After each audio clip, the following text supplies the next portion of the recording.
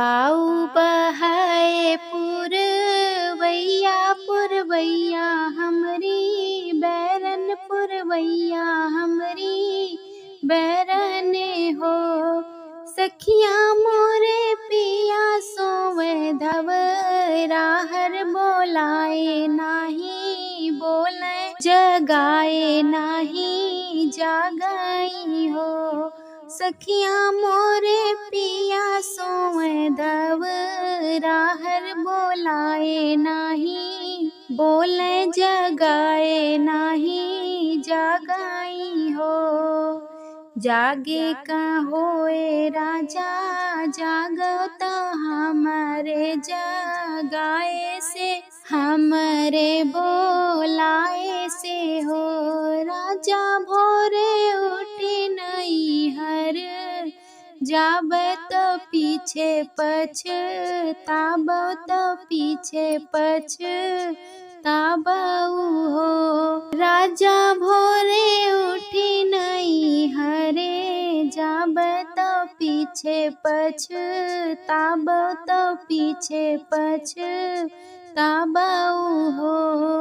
एक घाट गईली दूसर घाट तीसरे जामुन घाट तीसरे जामुन घाट हो।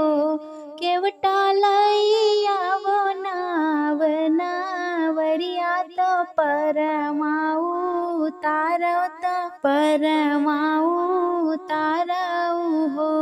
केवटा लैया वो नाव नावरिया तो परमाऊ तारव तो परमाऊ तारऊ हो।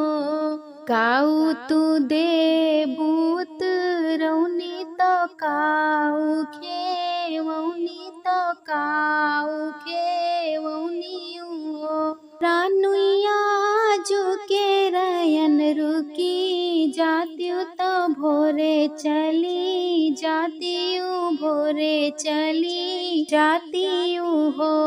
रानिया जो के रयन रुकी जातियु भोरे चली जातियु भोरे चली जातियु हो।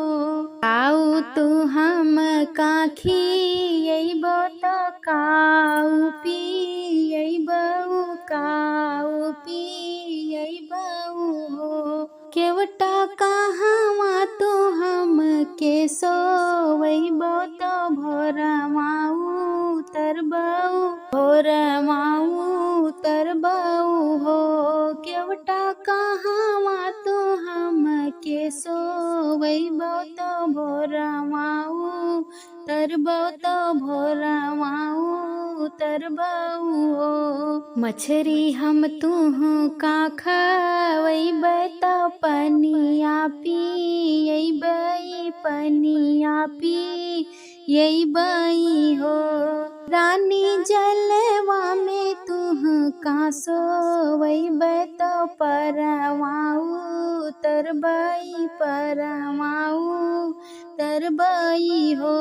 रानी जलवा में तुह का सोवइब तो परमाऊ तरबई परमाऊ तरबई हो। एक घाट गईले दूसर घाटे तीसरे जामुन घाटे तीसरे जामुन घाटे हो। रानी डूब की दहले वै तो परमाऊ तर गई तो परमाऊ तर गई हो। रानी डूब की दहले वल परमाऊ तर गई परमाऊ तर गई हो। जात के गईलिया अकेले तो लौटी बीरन संग लौटी बीरन संग हो। केवटा कहा त्यो तो खलावा खींचैतन भूसवा रैतन हो केवटा कहा त्यो तो खलवा की चैतन भूसवा भरैतन